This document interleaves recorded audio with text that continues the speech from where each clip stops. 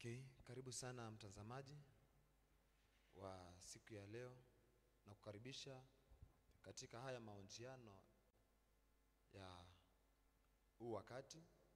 Ningependa sana tuonjiane kuhusu umuhimu wa kusameheana, na ndio tuweze kujua ni nini kinafanya kanisa ya siku hizi kukosa kusameheana. Hapa niko naye mtumishi wa Mungu Minister Benson. Ningependa atuambie majina yake na aweze kutueleza ametoka pande gani. Karibu sana Benson. Okay, thank you. Wasikilizaji wetu, kama vile mmesikia, kwa majina niite Benson. Nimeokoka, Yesu ni Bwana katika maisha yangu. Nimetoka ukamba wa Makueni. Nampenda Yesu. Thank you. Asante sana Bwana Benson.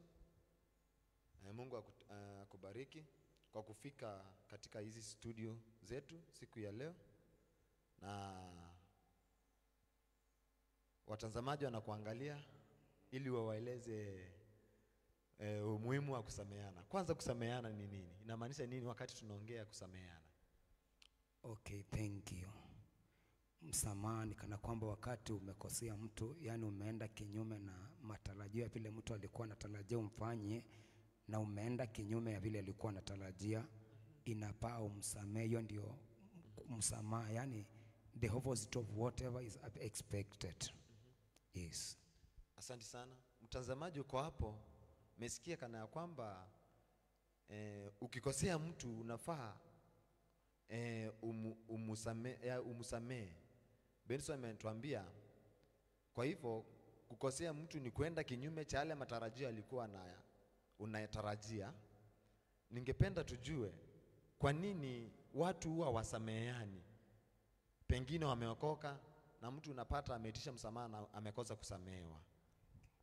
Okay, thank you. Watazamaji wetu, ni saa nyingine tunataka kuambia kana kwamba wakati watu ambao wameokoka na unapata kana kwamba hakuna msamaha katikati ya ndugu na ndugu, unapata tu ni kusema tu tumeokoka, lakini wokovu wenyewe hauko ndani yetu. Ile uungu haumo ndani yetu, maana Mungu ni upendo. Na kama kabisa umeokoka na hata ukikosewa unafaa kusamehe yeyote. Angalia, Yesu alikufa kwa ajili ya mateso yetu. Alikuja kuokoa aliyepotea. Kwa ajili ya hiyo tunafaa kusameheana na kujua umuhimu wa kusameheana na kukaa katika hali ya kiungu. Thank you. Asante sana Bwana Benson. Kunaweza kuwa na faida gani wakati kanisa linasameheana, pengine ndugu na ndugu wakikosana? Thank you. Watazamaji wetu, kuna umuhimu kadha wa kadha wakati watu wanakaa katika harakati ya kusameheana kwa kanisa na hata kwa familia. Wakati mmesameheana, jambo la kwanza kwa kanisa, mnakaribisha uwepo wa Mungu. Maana Mungu atapata kana kwamba au ni watu ambao wanapendana. Na ukisoma maandiko katika John, maandiko inasema kana kwamba Mungu ni wa kusamehe. Na kama kuna jambo la muhimu sana, the greatest commandment ni upendo. Kwa hivyo wakati mahali kuna upendo, kuna msamaha. Yes. Asante sana mtazamaji, umeweza kusikia umuhimu wa kusameheana. Inaweza kuwa ulikosana na mwenzako, ukakosana na wazazi na familia. Umeweza kusikia umuhimu wa kukosana. Bwana Benson ametuambia hayo maneno. Ni njia gani unafaa usifuate ili ukuwe umesamea mwenzako? Okay, thank you. Jambo la kwanza ni tusome maandiko, tujue maandiko ni nini, na ule wokovu tulioupokea. Maana wakati tunakosa kusamehe, wapendwa, ni vitu mingi tunajinyima ambazo Mungu anaweza kuwa amesielekeza katika maisha yetu, ameelekeza katika kanisa.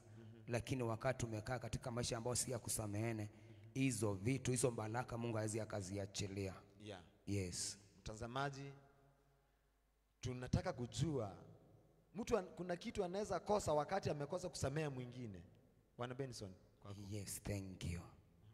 Kuna vitu mingi unaweza ukakosa wakati umekataa kusamehe mtu. maana maandiko inasema ile kipimo tunapimia wengine hata ndicho tutapimiwa nacho. Kwa hivyo kama kuna mtu amekukasirisha na umekosa kumsamehe, huenda hiyo hasira tu ikuje ulipwe na Mwenyezi Mungu tu hiyo hasira. Yes. Asante sana. Watazamaji wetu, Bwana Benson ametuelezea mambo kadha wa kadha. Tukajua msamaha ni nini kwanza. Tukajua ni nini, ni njia gani tunafaa kufuata. Ningeomba tufuate hayo ambayo Bwana Benson ametuambia jioni ya leo, na Mungu atatubariki. Pia unaweza kuwa hapo unatutazama popote ulipo, unaweza tu tuambie hapo vile umesikia Bwana Benson ametuambia kile. Kama unjaokoka uweze kutuambia, na hakika tutaomba pamoja nawe. Uko hospitalini, pahali popote ulipo, tutaweza kukufikia. Asante sana.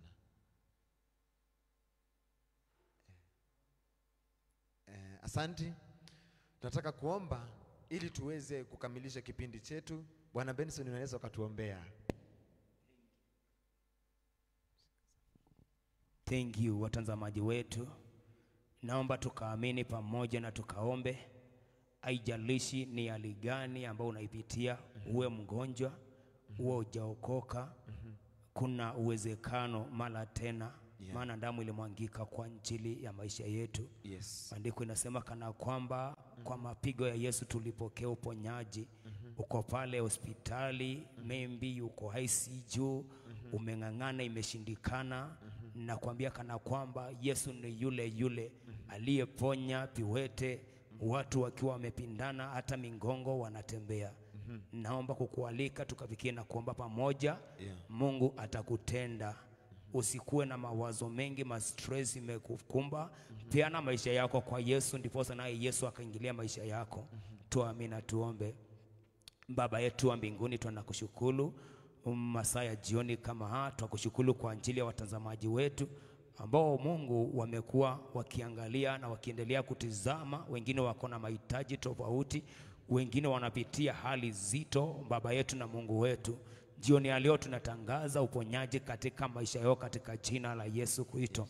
Tunatangaza nguvu zako katika hospitali, katika ICU. Baba, siwatembelee na siwatende katika jina la Yesu Kristo mwana wa Mungu. Tunatangaza hata ukombozi kwa mawazimu, kwa viwete wale ambao Baba mtakatifu hawezi wakatembea jioni ya leo. Tunatuma nguvu zako zikafanye kazi katika jina la Yesu.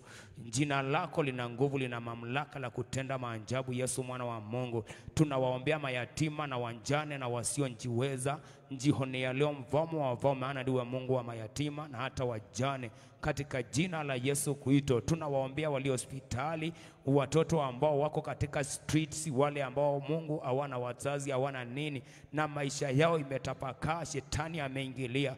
Tunatangaza jioni ya leo wakakutane na nguvu zako katika jina la Yesu. Mkono wako ukawe juu yao, maana wewe ni Mungu wa wokovu. Neema yako ikajali watu wako, ikajali wote watazamaji mahali popote walipo. Uwepo wako ukawafikia mahali walipo katika jina la Yesu Kristo mwana wa Mungu uliye hai.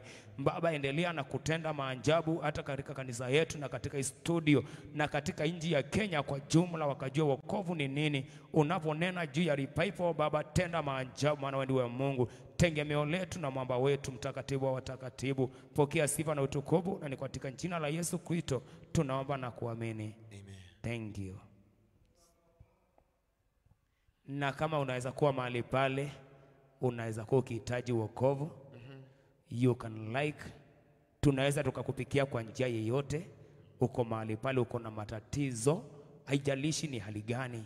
Huenda watoto walikuacha, hata kama ni nini, jambo la muhimu ni kukubali Yesu aingie ndani ya maisha yako, ndiposa akaanze kukupigania, kaanze kukuondolea matezo. Hivyo naomba yeyote ambao unahitaji wokovu, tumekualika kwa njia zozote zile unaweza ukatufikia, either online ama kanisa letu la Open Heaven. Tuko hapa Main Sanctuary at River.